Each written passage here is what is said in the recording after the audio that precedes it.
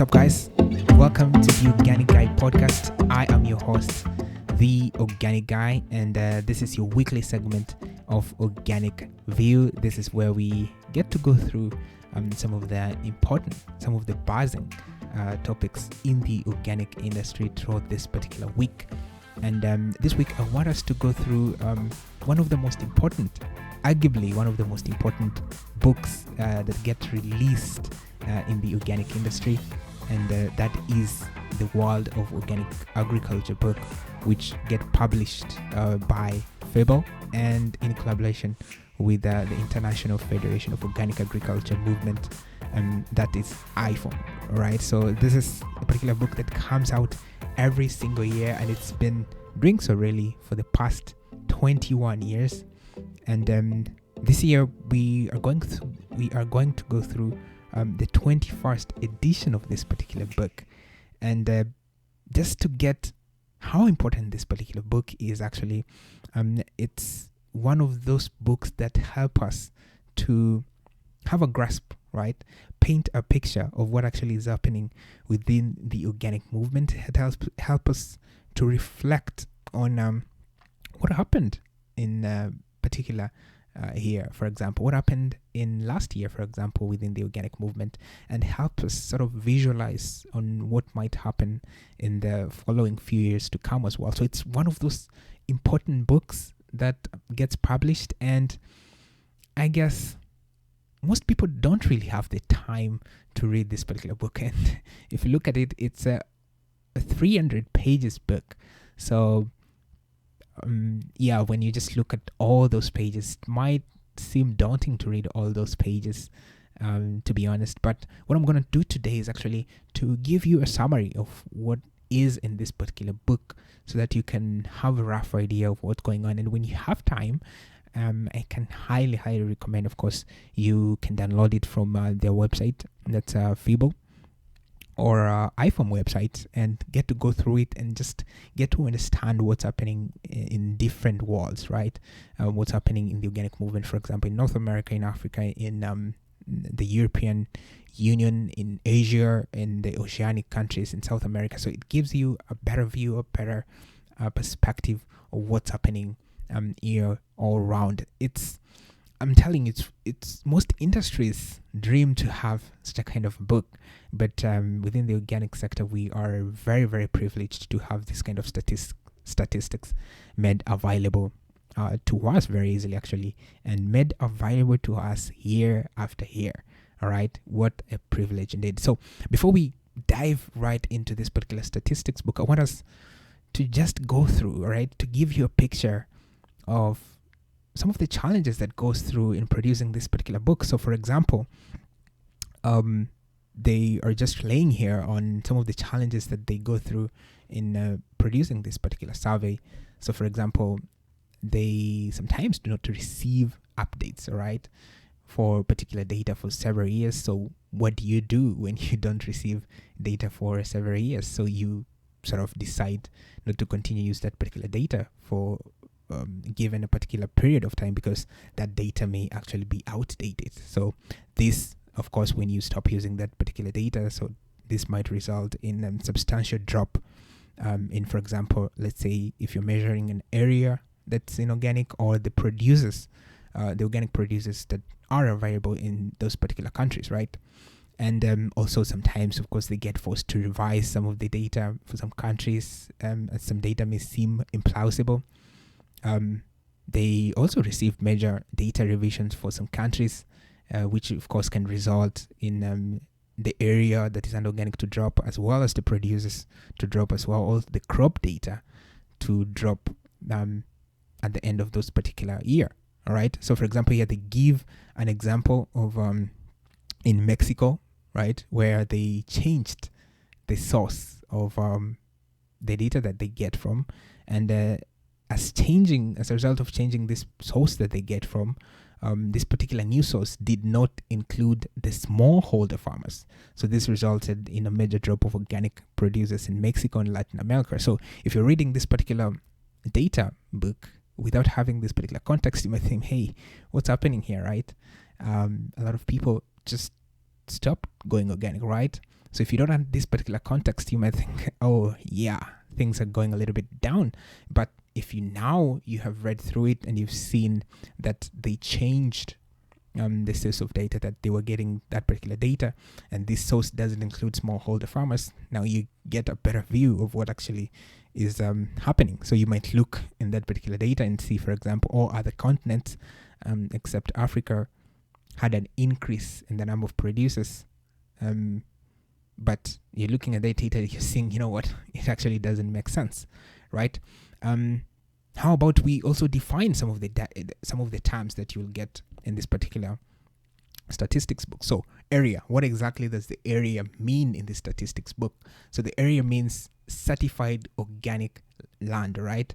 The number of areas that you will be seeing in this particular books, it means that area is actually certified land, or land that is already fully converted, as well as the land that is under conversion, right? So for example, some of the countries do not separate those particular two areas, all right? The land that is already organic and the land that is under conversion, those two lands actually considered organic because those two lands are being managed using organic principles, right?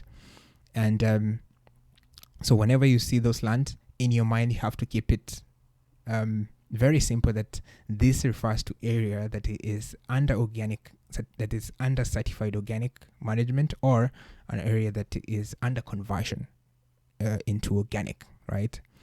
And then area that is under share of organic agricultural land, of course, now that means the total area that is under organic producers data. So it's very, very important to also note that some countries report the number of smallholder holders, while others report only the number of companies or project or grower groups, which usually, of course, comprise several producers at an area. So this is particularly rampant in African countries, where you just group a lot of organic farmers together, and that can be taken as a growers group, right? And that growers group, so you have several organic farmers in that particular area. So this, of course, will in the end of the data may not be reflected in the data itself, but in the data you'll consciously know that the number of producers is probably higher, that is being communicated in this particular report. All right, and also market data. So we do know comparing country statistics remains very problematic, because different countries use different ways to collect their market data. So therefore, trying to compare particularly two countries is not a fair comparison, given that the different kind of ways they use to collect their data, and of course taking in mind the fluctuating exchange rates makes it a little bit difficult to compare those two particular data as well.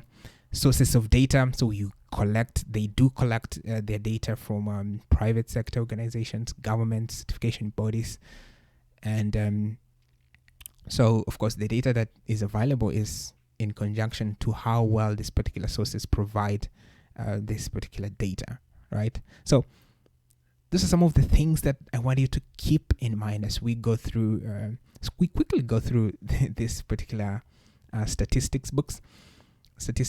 And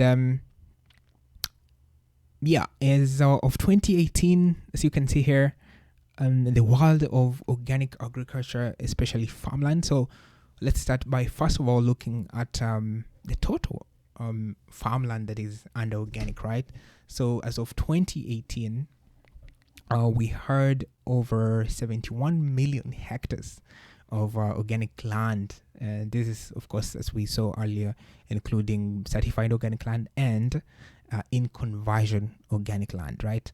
And the regions with the largest organic land included the oceanic countries with 36 million hectares. This is over a half of organic agriculture land. Europe came in second with 15 million hectares. That is 22%. And of course, if you've been keeping around the news, we do know that the European Union has a very ambitious target of making sure that 25% of the land goes organic before 2030. So this is an area that will be interesting to look at, how fast does those numbers, okay, the numbers of hectares grow within the European Union, given the target that they have for themselves. And then third, we have Latin America there, Asia, North America, and Africa, being the least continent, the last continent with the least amount of hectares that is organic. But there's one thing here you must that sort of struck me here, and you might help me in this particular conversation down in the comments, right? So here, as you can see, Africa has the lowest number of hectares in organic, right? Here we're talking about certified organic and in conversion organic, right? In North America also has the second lowest number of organic land, right? They have 3.3 million. So North America is basically the United States and Canada, right? And they are the second lowest, all right, number of organic land, and Africa has the lowest number of organic land. Okay, just keep that in mind, all right? When we look at in terms of countries, Australia has the largest number of organic hectares, 35.7 million. This is largely, of course, we saw up there, Oceanic has the largest number with 36 million hectares. So as you can see, Australia itself has 35 million hectares. So largest country with the largest amount of organic land there. Argentina comes in second with 3.6 million hectares, and then followed by China, 3.1 million hectares.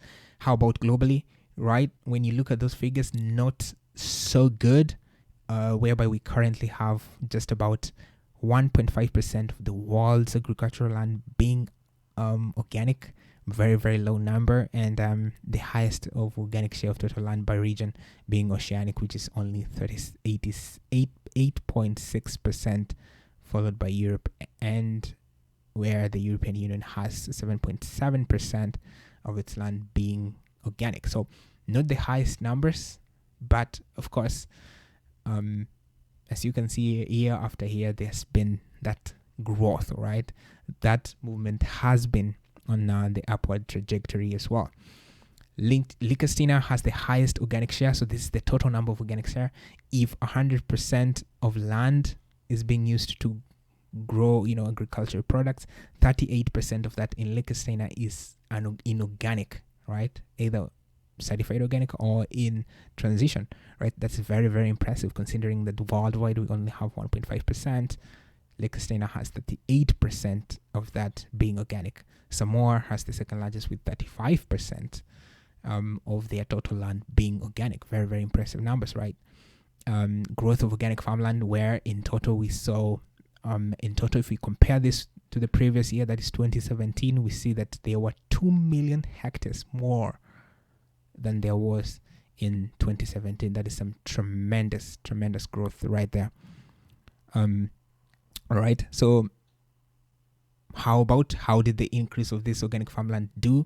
Right, we see in Europe there was as in 8.7% increase of the total farmland. We're talking about 1.2 million hectares that were converted more into organic than 2017. Asia also saw a 9% growth, that is 0.5 million hectares, and Africa also grew at 0.2%, that is 4,000 hectares more organic land was converted, right? How about we look at crops, and we see that overall, out of the 71.2 million hectares that is an organic, we see actually most of it, over 2/3 of this particular land is used for grazing, right? Is used for grassland and grazing. That is 48%. That is 48.2 million hectares used in grazing. So this leaves us with only 13.3 million hectares that is actually used in arable land, which is only 18% of the total agricultural land, right? And we see in terms of permanent crops, we see that 4.7 million of these 71.2 million hectares, 4.7 million hectares is used in growing permanent crops. So these permanent crops includes olives, nuts. We're talking about coffee here. We're talking about grapes, coconuts, cocoa, being the major permanent crops that are being grown that are under organic in this particular segment. All right. So how about we move to organic producers, right? In 2018, we had 2.8 million organic producers, right? And 47% of these organic producers were in Asia. Then second, all right, this is very interesting to me. Second, we see Africa coming in second in terms of the total number of organic producers with 28%. If you remember up there, actually, ladies and gentlemen, you saw Africa had the lowest number of hectares that was in organic. But here we're seeing that Africa has the second largest producers of organic products. Why do you think this is the situation, right? I have a theory. I'd like to know what you think about it. Let me know in the comments. Also, we see Europe has 15%. Latin America has 8% of these total producers. And in terms of countries, we see India having the largest number of producers. 1.1 million producers are in India. 200,000 of our producers are in Uganda. 200,000 as well are in Ethiopia, right? If you remember the other day, I was covering about Ethiopia, and Ethiopia Airlines decided to be serving organic produce on their airlines. And as you can see here, Ethiopia has the third largest number of organic producers overall. All right. So they probably looked at this and they saw they do have a world stage here, right? They do have an opportunity to support the local organic farmers, and as a result, the Ethiopian Airlines decided to go organic. So as you can see here, we have two countries from Africa that top this particular group of producers, which is a very, very interesting phenomenon, right? Africa being the lowest continent with the lowest number of hectares that is in organic part, dominating in terms of the number of producers. What is your theory? Let me know in the comments of this particular phenomenon, right? How about the global market of organic, right? So in this particular segment, we saw that the global market reached a 95 billion euros industry, all right? And surprise, surprise, demand of this organic food remains concentrated in North America and in Europe. Remember, North America, that is the United States and Canada, had the second lowest number of the second lowest area of organic, that is unorganic, 3.3 million hectares. All right, but here they actually have the largest market. So meaning most of the organic products that are produced are actually consumed in North America. Very interesting phenomenon right there, gang. You can see how the market dynamics is playing here. All right, I hope you're connecting the dots here. All right, I hope you're connecting these particular dots. And organic food and drink sales reached that is 95 billion euros. And the country with the largest organic market were the United States with 40.6 billion euros, followed by Germany, that is 10 billion. France also coming in third with 9 million euros. So you can see largely dominated by the United States and Europe, especially the European Union, Germany and France. And the largest single market, of course, is the United States. 42% of the total organic products that are produced are actually sold in the United States, followed by the European Union, which is at 38.5%, and then China comes in third as the largest market for organic produce at 8.3%. But how about when we look at per capita consumption, that is per person per year, how much they spend on organic products? We see that Swaziland and Denmark having the highest number here, where on average consumers spend over 300 euros on organic products, right? Significant number right there. And the highest organic market shares were reached in Denmark, where it stood at 11.5%, arguably 12%. This is the first country to reach an organic market share of 10%. Swaziland and Sweden really coming in second and third. So as you can see here, the European Union dominating this particular area. All right. Absolutely dominating. So meaning that out of 100% of the total market in Denmark, 10% of this particular market is actually organic.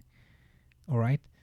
Very, very rapid growth in there, ladies and gentlemen. So you can see here, market. So if you are probably producing your organic products, so where you want to look at, you want to see how can you get your products within the European Union or in Europe really, and then how can you get your products to the United States as well, right? So very, very good dynamics in there. As you can see that the United States had the lowest number of organic land, but they have the highest in terms of market. All right. So meaning there is an opportunity. If you are, of course, an organic trader and listening to this, you are seeing an opportunity there that there is an explosive market within the United States and in the European Union for you, that you have a chance to have your products being sold in those particular territories as well. So how about we look at standards and legislation and policy? Where does the organic movement stand at this particular point? So, and then according to the IFOAM survey right now, standard and legislation are at 84 countries right now, and 17 of these countries are in the process of drafting legislation.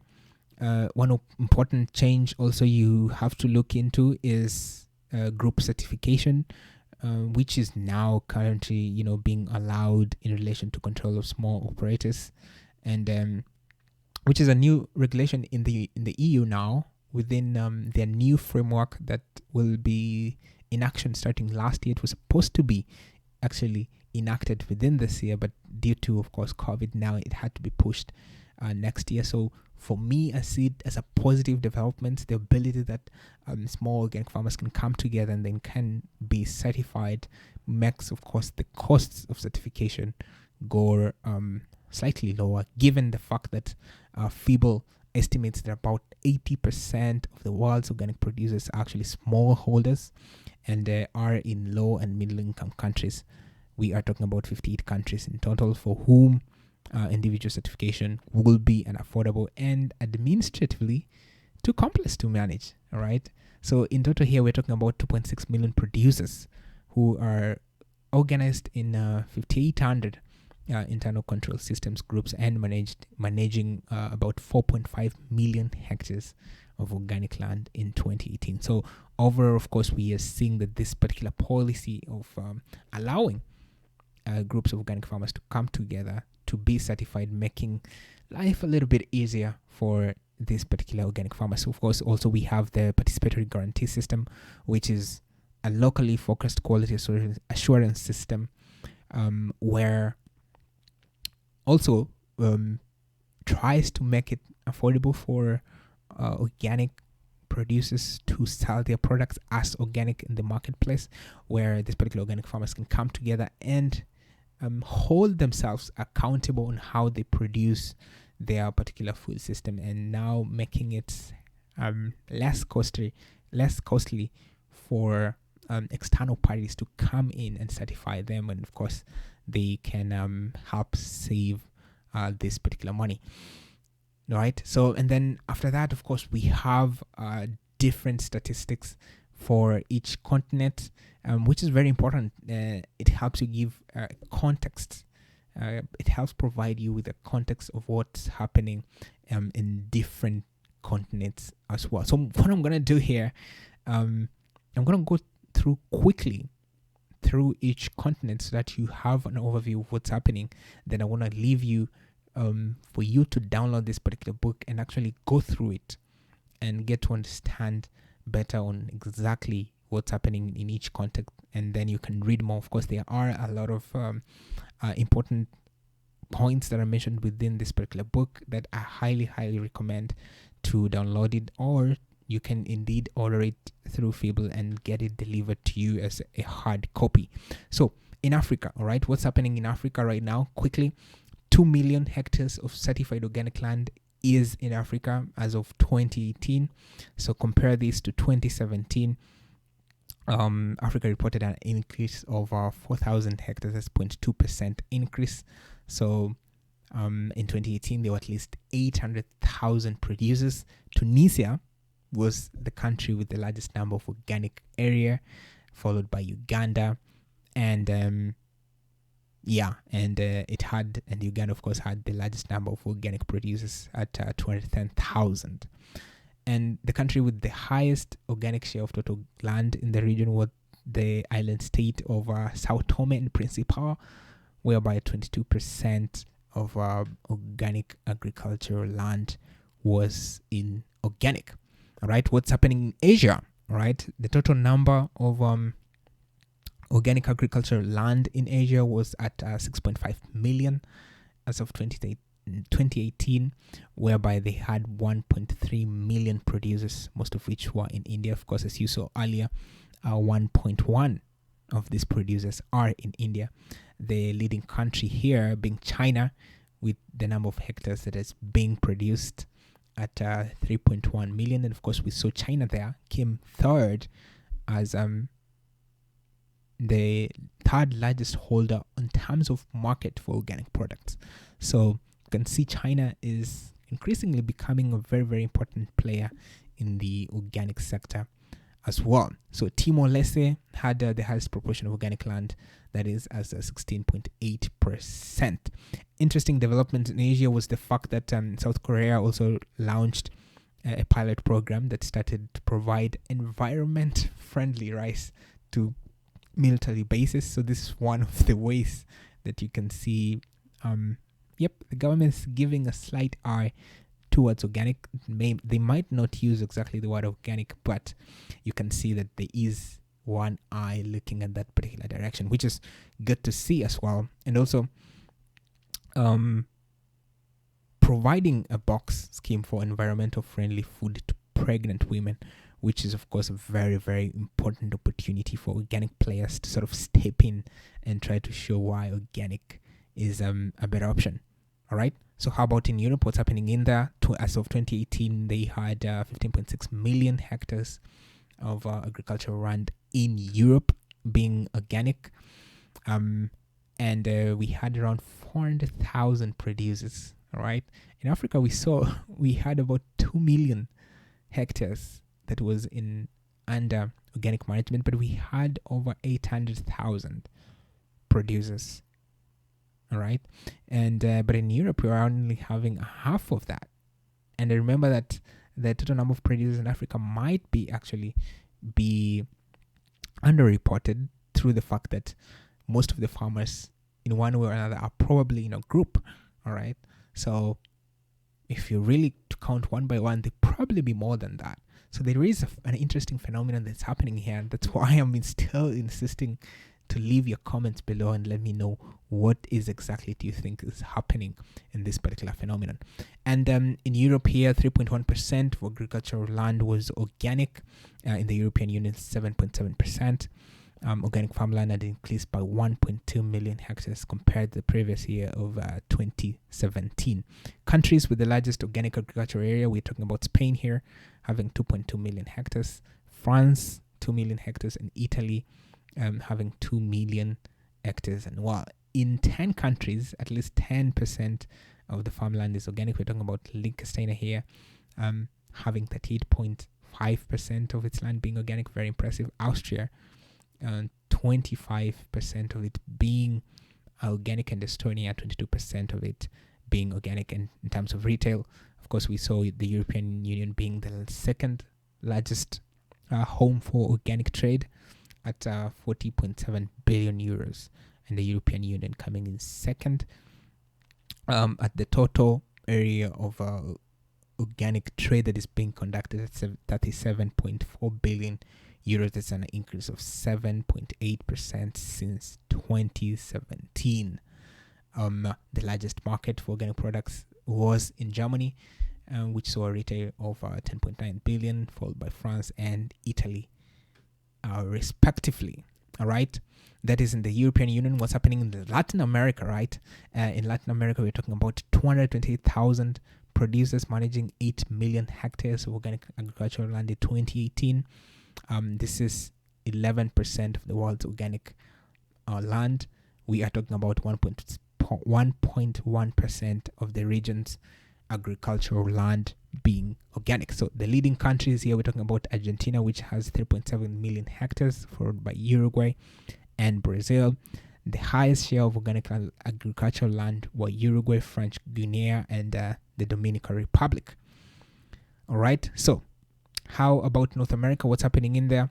We're talking about 3.3 million hectares, second lowest number of organic farmland here, only second to Africa, and 2 million of this being in the United States and 1.3 of this being in Canada. That is 0.8% of total agricultural land in the region. New records were achieved in the United States market, whereby organic non-food market reached at $47.9 billion US dollars. This is an increase over 6% compared to 2017.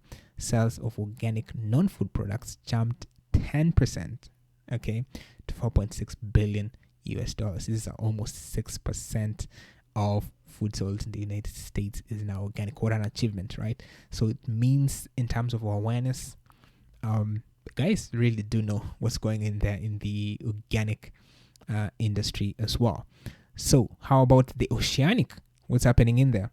So altogether they have 21,000 producers. Remember, Oceanic has the largest number of land that is managed organically. We're talking about 36 million hectares here, which constituted 8.6 of the total agricultural land across the world. We're talking about more than 99% of this land being in Australia, which is, in most parts used for grazing.